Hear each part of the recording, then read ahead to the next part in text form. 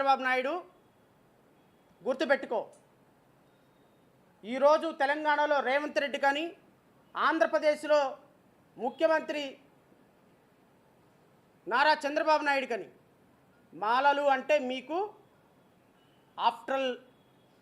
మాలలు అంటే మీకు ఎంట్రకుతో సమానం. మాల సామాజిక వర్గం అంటే మీకు ఏమాత్రం భయం లేదు. ఎందుకంటే మాలలకు ఓట్లు లేవు, మాలలకు రాజకీయ పార్టీ లేదు, మాలలు బానిసలుగా బ్రతుకుతున్నారు. నిన్న మీ అసెంబ్లీలో మాట్లాడాడు కదా మంత్రి, పనికి మాలిన చావలేని మంత్రి చంద్రబాబు నాయుడు అంటే ఈ దేశంలో చాలా గొప్ప ఎస్సీ ఎస్టీల కోసమంట 26 ఎస్సీ ఎస్టీల కోసమంటే ఈ దేశంలో అత్యున్నతమైనటువంటి సంక్షేమ పథకాలు తీసుకొచ్చినటువంటి ముఖ్యమంత్రి ఘనత చంద్రబాబు నాయుడు. ఏం తీసుకొచ్చాడా ముఖ్యమంత్రి చంద్రబాబు నాయుడు? సంక్షేమ పథకాల ఘనత. మీ సంక్షేమ పథకాల ఘనత ఒక్కసారి చెట్టా ఇప్పితే మీ బట్టలను ఇప్పి అసెంబ్లీలో నుంచోబెట్టాల్సి వస్తుంది మిమ్మల్ని. దుర్మార్గంగా మీ చంద్రబాబు నాయుడు చేసినటువంటి పనిని సిగ్గు లేకుండా అసెంబ్లీలో ఇంకా పొగుడుతున్నారా? సిగ్గు లేకుండా అసెంబ్లీలో ఇంకా విభజన బిల్లు మీద అద్భుతంగా మాల సామాజిక వర్గం ఎమ్మెల్యేలు మాట్లాడుతున్నారా? నేను మీ ద్వారా మాల సామాజిక వర్గాల్ని, దళిత సమాజాన్ని కోరుతున్నా.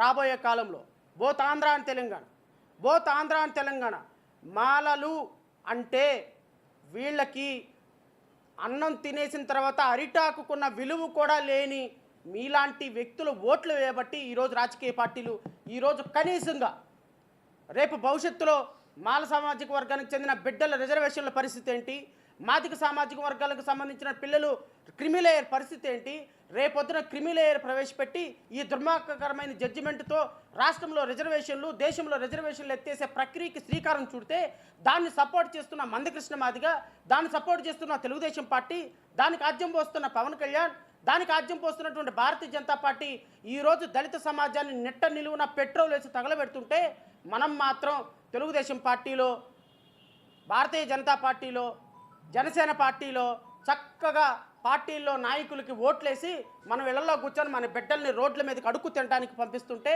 ఎక్కడికి వెళ్ళిపోతుంది దళిత సమాజం అనేటువంటి వేదన తోట ఈరోజు ప్రెస్ మీట్ పెట్టాల్సి వచ్చింది. ఈరోజు ప్రెస్ మీట్ పెట్టడానికి ఒకే ఒక కారణం, ఈరోజు మన బిడ్డల భవిష్యత్తు ఏమైపోతుందన్న ఆలోచన చంద్రబాబు నాయుడుకి లేదు. అక్కడ సుప్రీంకోర్టు జడ్జిమెంట్ ఇచ్చి మరుక్షణం దీనిని నేను ఇంప్లిమెంట్ చేస్తానని చెప్పినటువంటి రేవంత్ రెడ్డి సుప్రీంకోర్టు ఇంకా బయటికే రాలా.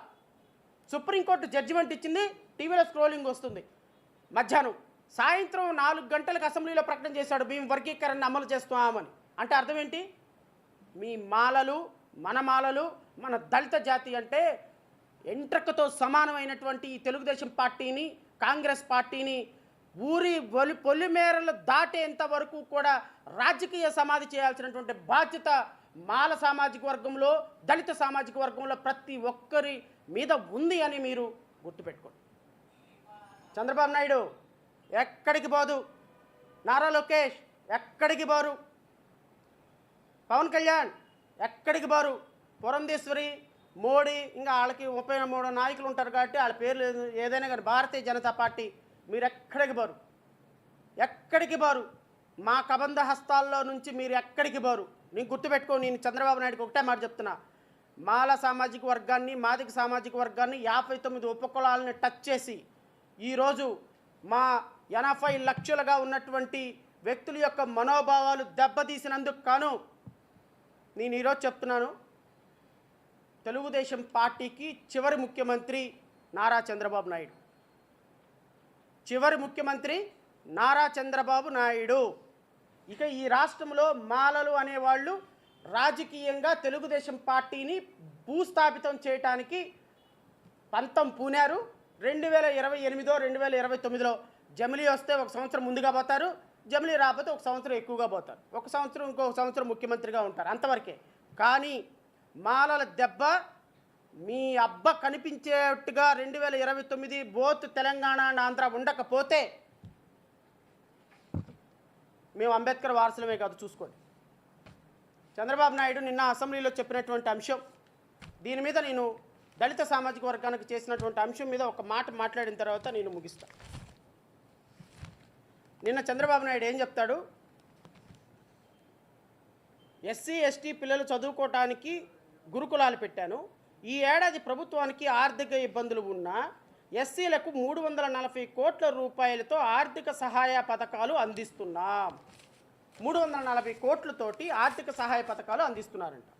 నేను అడుగుతున్న చంద్రబాబు నాయుడిని, రాష్ట్ర జనాభా మొత్తం మొన్న మీరు పట్టినటువంటి 2024-25 బడ్జెట్లో 3,22,359 కోట్లు మొత్తం టోటల్ బడ్జెట్. ఈ బడ్జెట్లో ఫిజికల్ డెఫిసిట్ తీసేస్తే రమారమి 68,783 కోట్ల రూపాయలు తీసేస్తే రమారమి రాష్ట్ర ఆదాయం receipt excluding borrowings, revenue deficit, the gross state domestic product, ఈ ఓవరాల్గా మొత్తం చూసుకుంటే రాష్ట్ర ఆదాయం రమారమి 2,60,000 కోట్ల రూపాయలు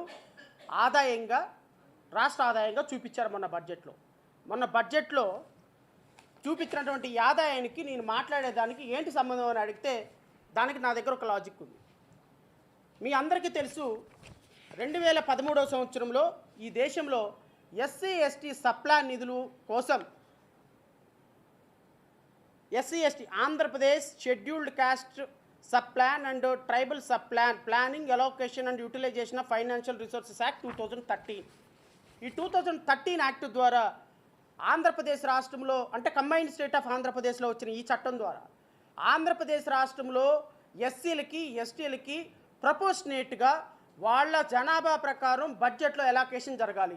సెక్షన్ 3 ఏం చెప్తుందో కూడా నేను ఒకసారి మీ చదివి వినిపిస్తా ఫర్ బెటర్ అండర్స్టాండింగ్. ఎందుకు అంటే ఇది చాలా రెలవెంట్ కాబట్టి ఈ సందర్భంగా నేను గుర్తు చేయాల్సి వస్తుంది. Earmarking of schedule caste sub plan, tribal sub plan from plan outline. The state shall in every financial year earmark in such manner as may be prescribed a portion of the total plan outlines of the state which shall be proportionate to the state scheduled caste and scheduled tribe operation of the state.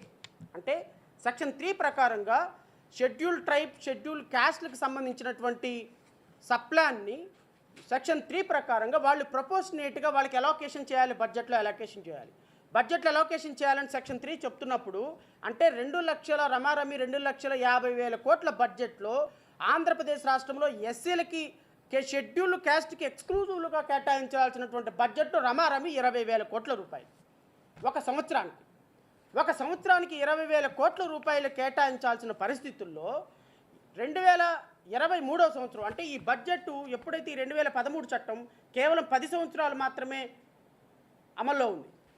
గత ప్రభుత్వం అంటే జగన్మోహన్ రెడ్డి గారి ప్రభుత్వం ఈ సప్లాన్ని Andhra Pradesh ordinance act number 1/2023 ప్రకారంగా మరొక 10 సంవత్సరాలు extend చేశారు. అంటే 2023లో ఎక్స్పైర్ అయిపోయినటువంటి చట్టం గత ప్రభుత్వంలో జగన్మోహన్ రెడ్డి మళ్ళీ దీన్ని 10 సంవత్సరాలు ఎక్స్పాండ్ చేసి 2023 నుంచి 2033 వరకు సప్లాన్ చట్టాన్ని అమలుపరిచారు.